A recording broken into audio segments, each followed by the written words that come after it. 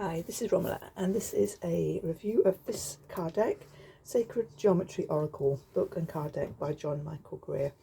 So yesterday I was having a sacred geometry experience when I was having various shapes coming towards me, and I really felt the call to look for a sacred geometry deck. I work a lot with Metatron's cube, and in this particular meditation I just felt it. I was sat in it and it was moving. So the top half goes clockwise and the bottom goes anti-clockwise. So it was sort of moving. I work a lot with the flower of life, the seed of life, Visca Pisces as well. So, and sacred shapes as well. So I do quite a lot with these through my work with Metatron. And just generally, flower of life is something that I've been aware of and using perhaps for about 20 years. So I was really looking for a deck that would bring the information around this. So this is the one that I thought I would give a go to. So let's have a look. So the first thing we have, it's a really good book. If that was on your shelf, it's just a proper size book. And I've just been having a little look in it. So it's giving us lots of geometry, as you'd probably expect, but also it's telling us about meditations as well, so how to use it for that. I haven't looked at all the cards in here, so I don't know whether we're going to find the Flower of Life and Metatron's Cube, but we definitely have got a lot of different shapes and things, so I'll pop that there. These are the cards.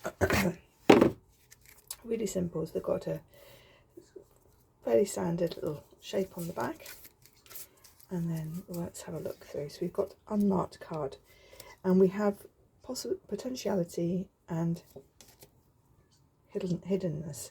So if it's appearing upside down, we've got a reverse as well, which is quite nice. So we've got an unmarked card, point, which is the beginning, extension, continuity, an ellipse, flow, union, form, balance, cross, the right triangle, proportion, integration, manifestation with a square, octagram, cooperation, dodecagram, completeness, tetrahedron, energy, octahedron, mediation, icehedron, receptiveness, stability, generation, economic expansion. This one reminds me of the I want to say Sri Lanka, but it's not called Sri Lanka. I can't think what it's called. But there's a sacred geometry that is really, which has got like 7 going up for manifestation. The spiral, some Fibonacci there, alternation, double square, evolution, relation, correspondence, harmony, power, transcendence, reconciliation, sphere, attainment, and the opposite of that is impossibility. So that's what we've got on the top here. And the last one is unity, the human canon. So we've got a good variety of different cards, different shapes. We haven't got the Flower of Life, which is a bit disappointing. I was really hoping that I would have some Flower of Life in here. Let's just have a look at the book. If we find one, let's see how it's this one. So we've got about sacred geometry and Plato, meaning of generation, what it means, it's in reverse, an exercise, so using a set of geometrist tools and some plain paper, and it's about drawing and marking them out, and just clearly telling you which point to do that, and then a meditation to do with it as well. So it's not, so this is more what I was hoping for, I must admit. More what I was hoping for is a bit more around these seed of life, these circles, rather than real geometry. So I'll have a bit more of a look through the book. It's yeah, I mean, it does call itself the Sacred Geometry Oracle, so it is what it is.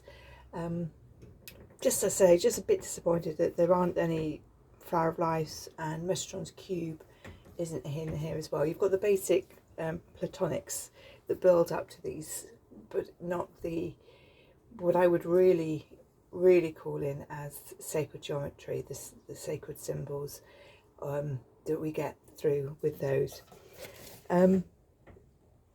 Looks quite an interactive book if you want to actually make the shapes.